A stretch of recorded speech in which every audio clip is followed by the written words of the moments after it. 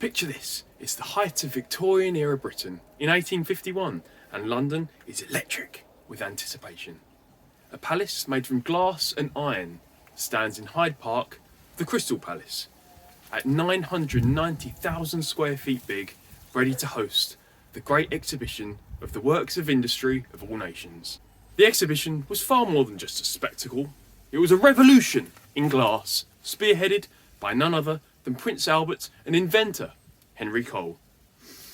Opening on May the 1st, 1851, it displayed over 100,000 exhibits from 14,000 exhibitors coming from all over the globe.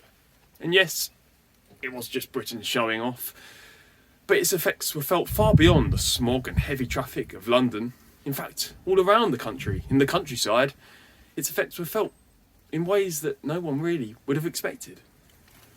Inside, visitors marvelled at steam engines, dazzling textiles, even the Koh-i-Noor diamond. But for rural Britain, the real game changers were the agricultural machines. Think steam ploughs, reapers. Over 300 of these contraptions were showcased, promising to transform farming. And thanks to the railways, rural folks could see it all. By 1851, Britain's rail network stretched over 6,800 miles, and affordable excursion trains carried thousands to London. Some for just a shilling a ticket.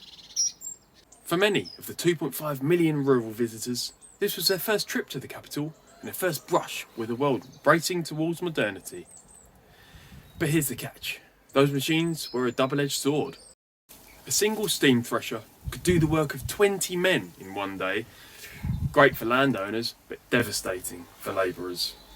By the 1850s, rural Britain was home to 9 million people, which is nearly half the country's population. So when mechanisation came in, slashing their jobs, people weren't happy.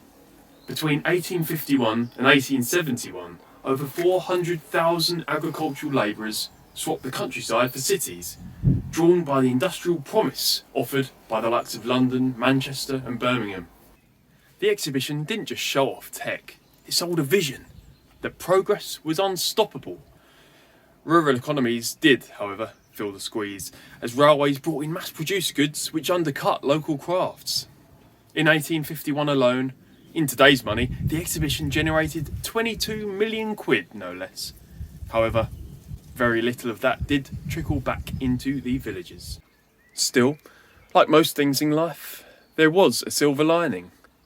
Over 6,000 British exhibitors, including rural producers, showcased goods like cheeses and wool, reaching new markets. And those railways, they didn't just take people away, they linked rural Britain to the world. By 1860, rail mileage in the UK doubled to 13,000 miles, knitting villages into a national grid of trade and ideas. For some, the exhibition was a wake-up call to innovate. And you know, that's where I feel we are today with AI. It will divide us into those that have innovated and kept up with the times, and those that just be left behind. Which one are you? The exhibition shadow stretched long. By 1901, rural Britain's population had fallen to under 5 million. That's a drop of nearly 50% in 50 years, all because machines had taken over. Farms grew bigger and fewer, and the Crystal Palace, well, it clearly sparked a great transformation to British society, but it came at that severe cost, the cost of a way of life. It would stand tall and proud until 1936, when, sadly, it burned down. But its legacy still lives on to this day. At its peak, it attracted 17,000 visitors every day, a testament to its pull. And pull, it did.